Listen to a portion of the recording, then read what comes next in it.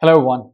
In today's video, we are going to learn about powers and roots. It's a very important topic for Cambridge IGCSE Mathematics and also lower secondary mathematics. So without wasting time any further, let's do some math.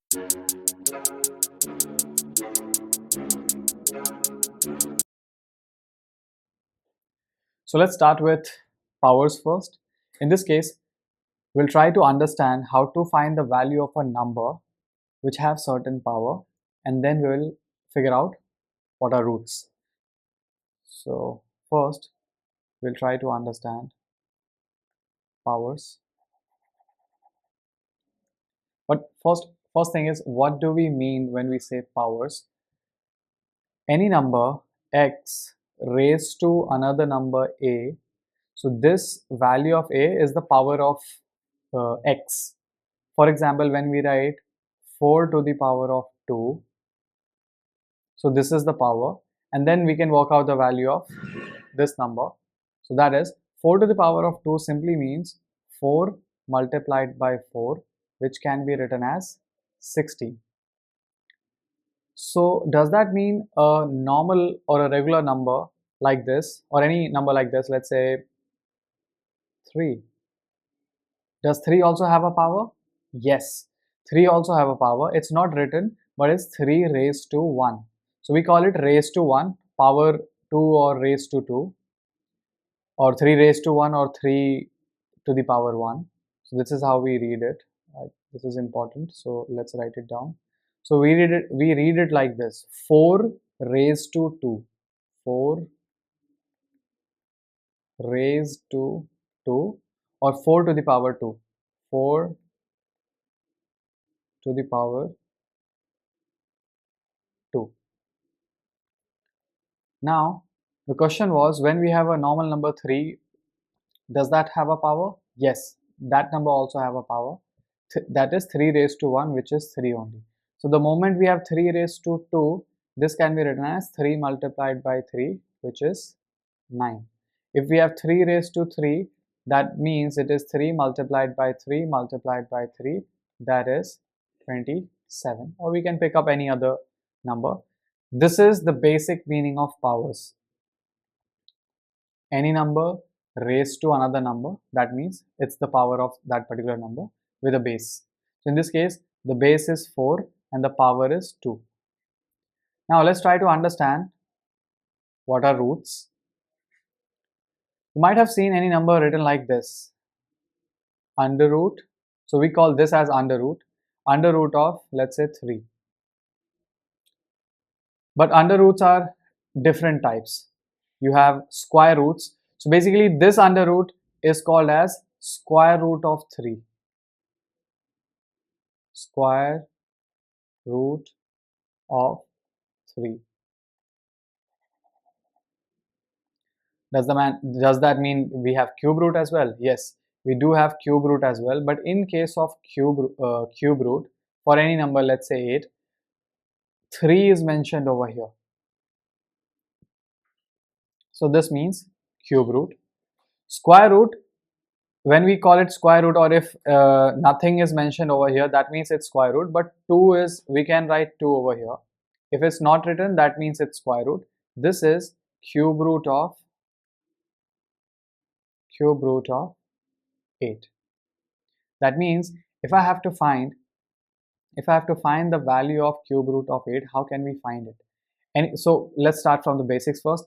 When we have square root of 3, this can also be written as, square root of 3 can also be written as 3 to the power 1 by 2. If I have to write it down in terms of powers, square root of 3 can be written as 3 raised to 1 by 2. If I have to write cube root of 8 in terms of powers, then I can write it as 8 to the power 1 by 3 now, because here we have 3. In the previous case we had 2 here, so power 1 by 2. Now it is 8 raised to power 1 by 3. For, let's take any other example. Let's say we have to find the value of square root of 16. So square root of 16 will be 16 to the power 1 by 2, like that. Does that mean this is the final answer? No, we can still find the answer. See, 16 can be written as 4 square itself, and we already have power 1 by 2, as per the power law. So what is power law?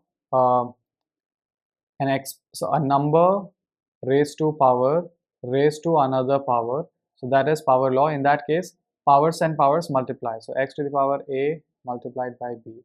So in this case, we'll do 4 to the power 2 multiplied by 1 by 2, and hence 2 will cancel out, and the final answer is 4.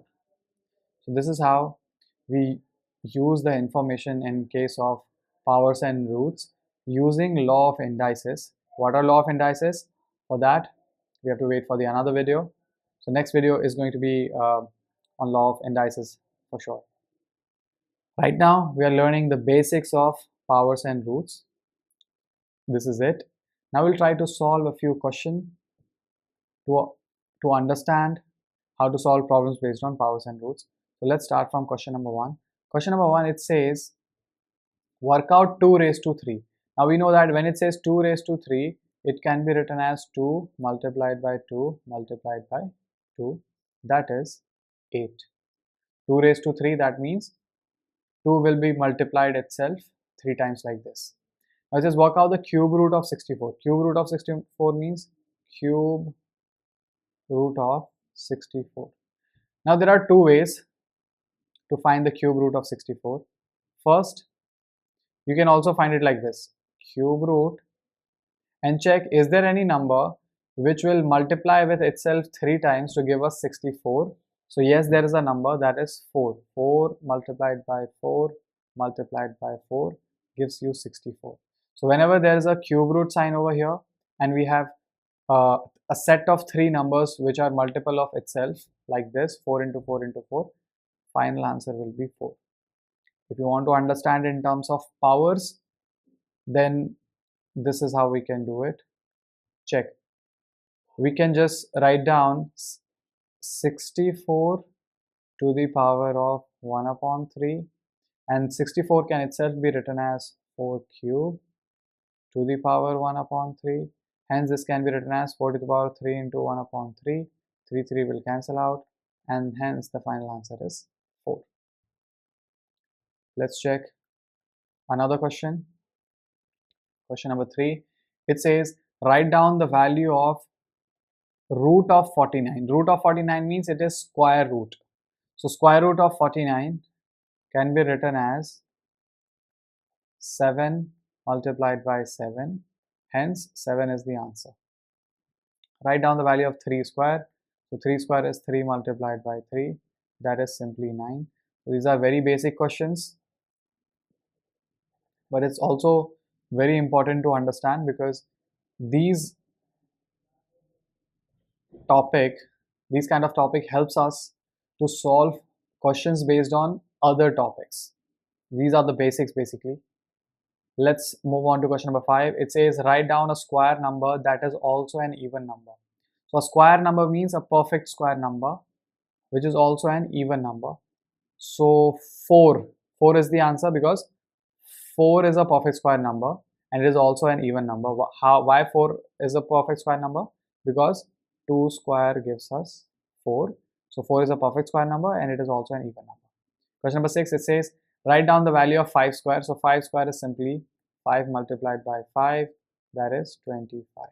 Next question, work out the value of 10 raised to 4. So 10 raised to 4 is 10 multiplied by 10 multiplied by 10 multiplied by 10, and hence it is 100 into 100, which is 10,000. And this is the answer. Let's check another question. Question number 8, it says write down the value of root 36. So this is square root of 36. The square root of 36 can be written as under root of 6 multiplied by 6, and hence 6 is the answer. Work out the cube root of 27. This time they are asking us to find the cube root of 27. So 3 here. So cube root of 27 is 3 multiplied by 3 multiplied by 3. So this is 3. 3 is the answer. Cube root of 27 is 3. And finally, the last question, it says write down the value of under root of 81. So under root of 81 means square root of 81. Just like under root of 36 means square root of 36, we can write down to here. Under root of 81 is square root of 9 multiplied by 9, and hence 9 will be the final answer. So this is the answer. With this, we're done with all the questions. If this was helpful for you to understand square roots and powers, and like roots and powers, then do consider sharing it with your friends so that they can also start studying. With this, we are done with the video. That's all from today's session. Bye everyone.